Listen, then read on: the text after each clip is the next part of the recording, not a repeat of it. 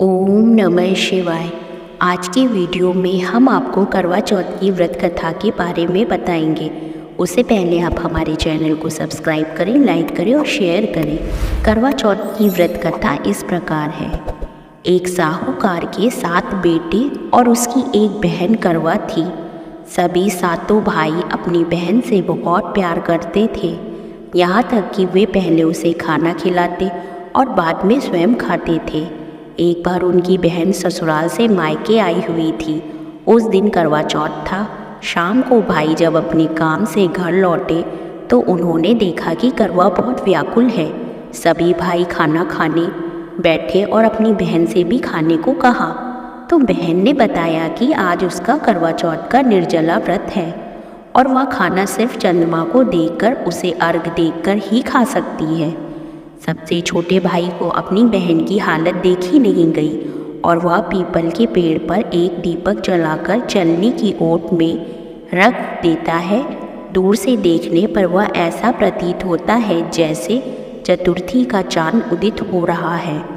इसके बाद भाई अपनी बहन को बताता है कि चांद निकल आया है, तुम उसे अर्घ देने के बाद भोजन कर सकती हो। बहन खुशी के मारे सीढ़ियों पर चढ़कर चांद को देखती है, उसे अर्घ देकर खाना खाने बैठ जाती है। जैसे ही वह पहला टुकड़ा मुंह में डालती है तो उसे छींक आ जाती है।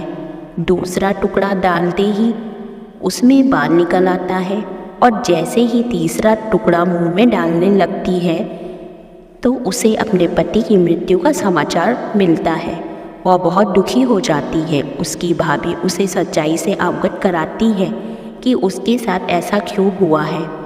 करवा चौथ का व्रत गलत तरीके से टूटने के कारण देवता उससे नाराज़ हो गए हैं और उन्होंने ऐसा किया है।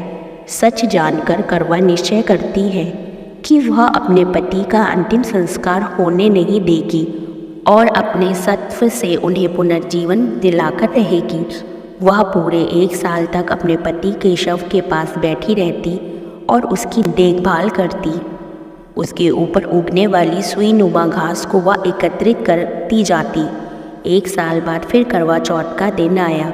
उसकी सभी भाभियाँ करवा चौथ का व्रत रखती हैं। जब भाभियाँ उससे आशीर्वाद लेने आती हैं तो वह प्रत्येक भाभी से यम सुई ले लो, पी सुई दे दो, मुझे भी अपनी जैसी सुहागन बना दो, ऐसा आग्रह करती है। लेकिन हर बार भाभी उसे अगली भाभी से आग्रह करने को कहकर चली जाती है। इस प्रकार जब 6ठे नंबर की भाभी आती है तो करवा उससे भी यही बात दोहराती है। तब उसकी भाभी उसे बताती है कि चूंकि सबसे छोटे भाई की वजह से उसका व्रत टूटा था, अतः उसकी पत्नी में ही यह शक्ति है कि वह तुम्हारे पति को दोबारा जीवित कर दे। इसलिए जब वह आए तो तुम उसे पकड़ लेना और जब तक वह तुम्हारे पति को जिंदा ना कर दे उसे छोड़ना मत। ऐसा कहकर वह चली जाती है। जब उसकी छोटी भाभी आती है तो करवा उनसे भी सुहागन बनने का आग्रह करती है, लेकिन वह भी टाल मटोल करने लगती है।